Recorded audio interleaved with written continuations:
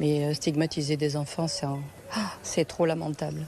Et pourquoi on n'a plus confiance dans les hommes politiques? Parce que tout est monté en épingle, tout prend des proportions incroyables. Prière musulmane dans une école primaire aux Alpes-Maritimes. Eliane, grand-mère d'un des élèves qui a participé aux pseudo-prières, accuse le maire de Nice, Christian Estrosi, d'avoir manipulé un fait divers. Des pseudo-prières qui ont fait réagir la classe politique et le gouvernement, dont le ministre de l'Éducation Pape Ndiaye, qualifiant le comportement des élèves d'intolérable, mobilisant les équipes valeurs de la République. Mais voilà, selon Eliane, grand-mère d'un des élèves qui aurait participé à une prière, affirme que son petit-fils n'est même pas musulman. Et comme la plupart de ses camarades s'amusaient simplement à imiter les gestes d'une prière religieuse.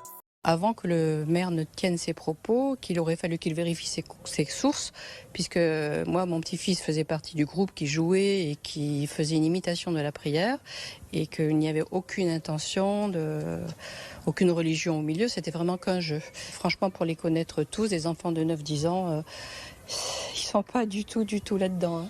Et la maîtresse a interrompu le jeu et les a bien tous repris pour leur expliquer ce qu'on pouvait faire et ce qu'on ne pouvait pas faire. Il était même question, avant-hier, de supprimer la kermesse de l'école parce que certains parents, dont les enfants faisaient partie du groupe qui était de profession musulmane, avaient peur d'avoir des retombées lors de la kermesse. C'est vraiment beaucoup de bruit pour pas grand-chose. Au micro de BFM, Eliane dénonce la manipulation du maire Christian Estrosi ainsi que la classe politique en les qualifiant de lamentables. Selon elle, les politiques cherchent le moindre prétexte pour stigmatiser les Français de confession musulmane. Selon Eliane, le moindre fait même mineur qui a un rapport avec les musulmans est monté en épingle.